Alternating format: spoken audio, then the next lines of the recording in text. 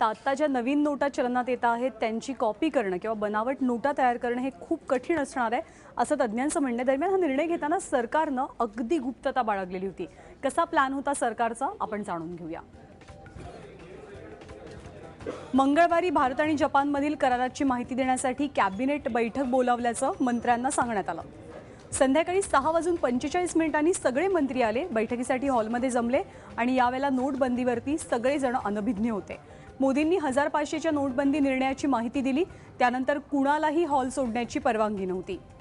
7:30 वाजता मोदी नोटबंदीच्या निर्णयाची माहिती देण्यास राष्ट्रपतींकडे गेले आणि मंत्र्यांना त्यांनी हॉलमध्येच बसवून ठेवलं। त्यानंतर 8 ते 9 या वेळामध्ये मोदींनी देशाला नोटबंदीची माहिती दिली, मात्र मंत्री तेव्हा सुद्धा मीटिंग हॉलमध्येच होते। मोदींचे राष्ट्रसंबोधन पूर्ण झाल्यावर म्हणजे 9 वाजता या सगळ्या मंत्र्यांना मीटिंग हॉलमधनं बाहेर सोडण्यात आलं।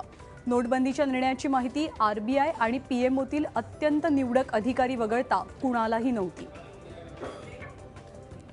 त्यामुळे ऐतिहासिक निर्णयाबद्दल मोदींनी खास करून खूप दक्षता घेतलेली होती, खबरदारी बाळगलेली होती।